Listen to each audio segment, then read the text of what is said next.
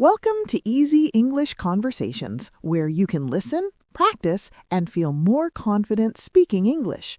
Hi, everyone, and welcome back. I'm Nikki. And I'm Dan. We're so glad you're here with us today. Today, we have a really useful topic. We are going to talk about what to say when you don't know what to say. That's a great topic, Nikki. It happens to everyone, right? It really does, even native speakers. Yeah, sometimes your mind just goes blank. You're in a conversation and suddenly, nothing. Exactly. Or maybe you need a little more time to think, or you don't understand a word someone said. It's completely normal. So today, we will share some simple, easy phrases you can use in those situations. These phrases can help you feel more comfortable and keep the conversation going smoothly. All right, so let's start with the first situation. Nikki, imagine someone asks you a difficult question. What can you say? Well, the first thing is you don't have to answer immediately. It's okay to take a moment. Right, you need time to think. A wonderful phrase to use is, that's a good question. I use that one all the time. Me too. It does two things. First, it shows the other person you are listening and you think their question is interesting. It's polite. And second, it gives you a few extra seconds to think about your answer. That's a good question. It works perfectly. Another one I like is, let me think for a moment. Simple and clear. Let me think for a moment. Or even shorter, you could say, let me see. Yes, let me see. It sounds very natural and relaxed. Okay, so that helps when you need time. But what if you start to answer and you can't find the right word? Ah, yes, the word is on the tip of your tongue. You have the idea in your head, but the word is missing. Exactly. What can you say then? You can say something like, how should I put this? Or how can I say this? Right. How should I put this? That tells the other person that you're thinking about the best way to explain your idea. Another great one is, what's the word I'm looking for? Oh, that's a good one because it invites the other person to help you. It does. You can describe the word and maybe they will know it. It becomes a fun little game. Okay, so we have phrases for when you need time to think and phrases for when you can't find a word. What about when you don't understand the other person? This is so important. It is always okay to ask for help. Don't pretend to understand if you don't. Absolutely. People are usually very happy to help. A simple way to ask is, I'm sorry, I don't understand. Or if they spoke too fast, you can ask, could you please say that again? You can also ask them to speak slower. Could you speak a little slower, please?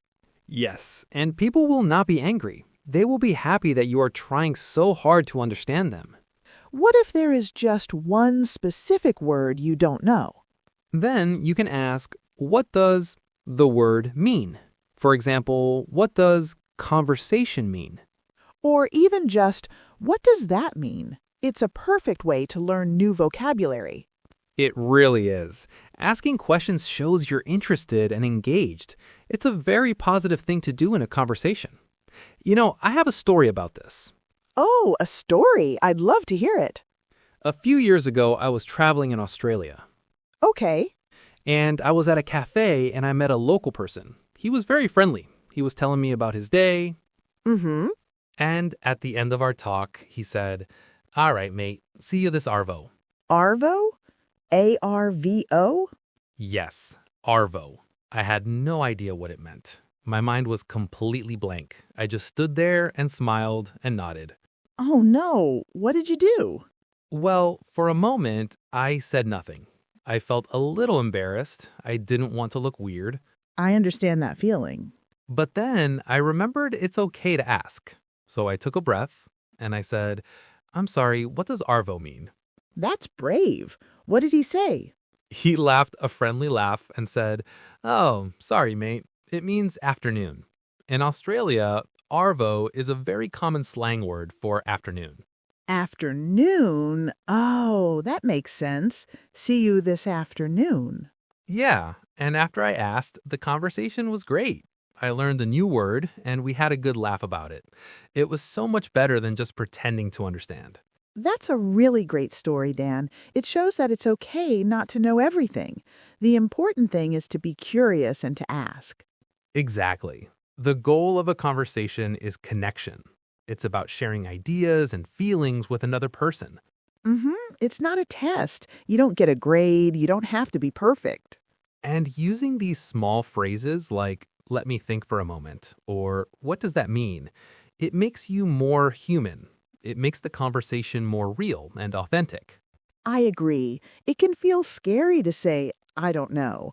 We want to seem smart and confident, but it's actually a very powerful and brave thing to say. Right. It invites the other person to help you. It turns a moment of panic into a moment of teamwork. Teamwork. I love that word for it. Learning a language is a journey, and on that journey, it's okay to pause and ask for directions. There's no pressure to know every single word and every single rule. Just enjoy the conversation. So, to review, some helpful phrases are, that's a good question. Let me think for a moment. How should I put this? And could you please say that again? Try to use one of them this week. See how it feels. So we hope these phrases help you feel a little more prepared and a lot more relaxed in your next English conversation.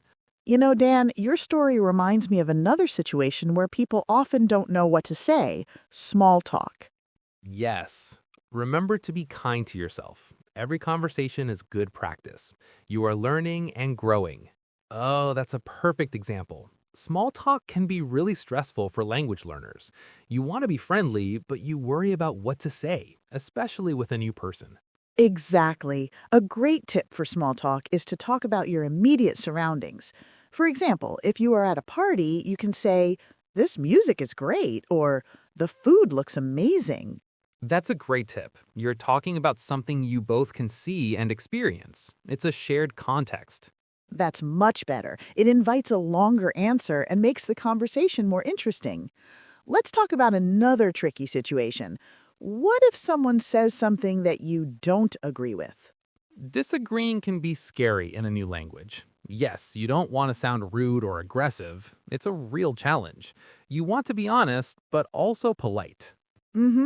A gentle way to start is by showing you understand their point first. You could say, I see what you mean, but I have a slightly different opinion. That's a nice one. It's soft. Another good one is, that's an interesting point. I never thought of it that way. For me, though, and then you can share your idea. Yes, acknowledging their perspective is key. It shows respect. You can also say, I understand your point of view, but I see it a bit differently. And your tone of voice is very important here. A friendly, calm tone makes a big difference. It shows you're not attacking their idea, you're just sharing your own. Okay, so we've talked about starting conversations and disagreeing politely, but what about the silence, that moment when nobody knows what to say next? Ah, the awkward silence. Yes, that can be uncomfortable. A great skill to learn is how to ask good follow-up questions. What do you mean by that? Well, imagine someone says, I love to go hiking. Instead of just saying, oh, cool, you can ask a question to learn more. Like, oh, that's interesting. Where do you usually go hiking? Exactly. Or, that sounds fun. How did you get into hiking? These questions show you are listening and you are interested. Another very simple and powerful phrase is just, tell me more about that. It's a friendly invitation for them to continue talking. It is, and it takes all the pressure off of you. You don't have to think of a new topic. You just help the other person share their story. Wow, this has been an amazing and hopefully a very helpful conversation. I am being reminded that we are all so similar, and it's great to continue to try and make connections where you can. Yeah, this has been great, Nikki. All right, well, let's close out today's episode with our shadowing exercises. This is a time to listen to a phrase and practice by repeating along with Dan. Are you ready? Yes, I'm ready. What's the word I'm looking for? What's the word I'm looking for? I'm sorry, I don't understand. I'm sorry, I don't understand. Could you please say that again? Could you please say that again? What does that word mean? What does that word mean? It's okay not to know everything. It's okay not to know everything. Great job, everyone. Keep practicing this week and challenge yourself to some of these exercises. Thank you, everyone, for joining us for Easy English Conversations. We'll see you in the next episode. Bye for now. Bye.